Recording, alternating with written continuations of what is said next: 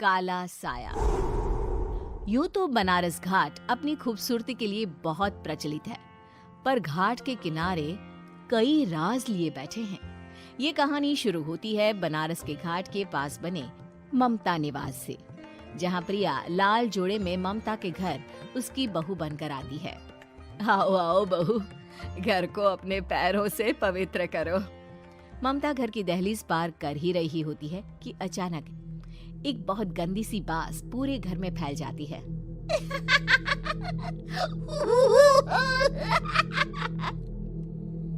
ये बदबू और ये आवाजें, ये कौन हंस रहा है माँ? अब ये पड़ोसी ना हमारे थोड़े अलग से है।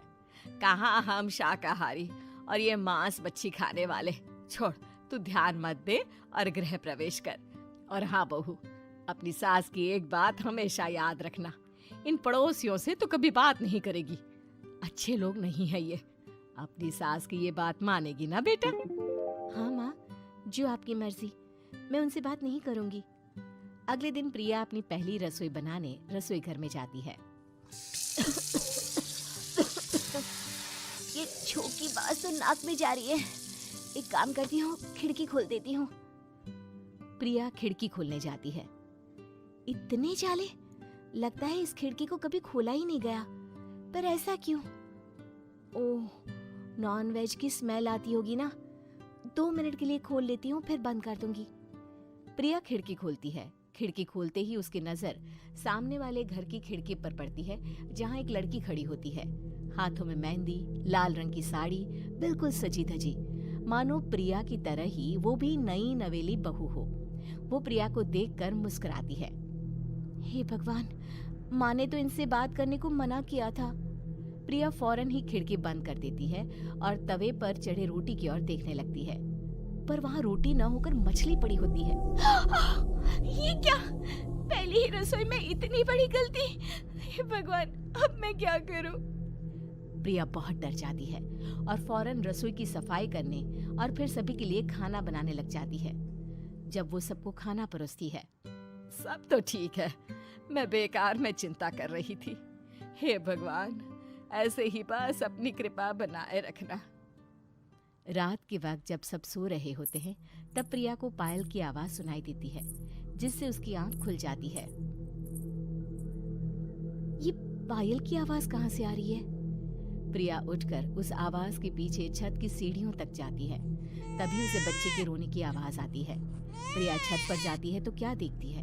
वही लाल साड़ी वाली लड़की अपनी गोद में एक नवजात बच्चे को घुमा घुमा कर सुला रही है। तभी प्रिया की नजर उसके पेट पर पड़ती है। ओह गॉड, ये तो प्रेग्नेंट भी है। सुनिए, बच्चा सो नहीं रहा है क्या? मैं कुछ मदद करूं? नहीं नहीं, आपके घर वालों को अच्छा नहीं लगेगा, मैं संभाल लूंगी। स्नेहा की गोद से बच्चा हाथ मारकर प्रिया की गोद में आने को छटपटाने लगता है।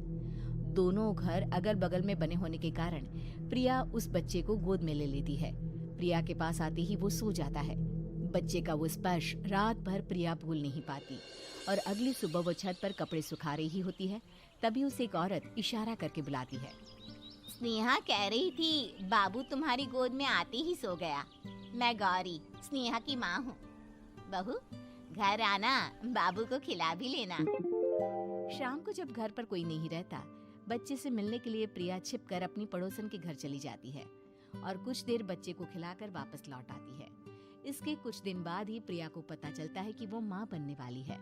ममता की खुशी का ठिकाना नहीं रहता।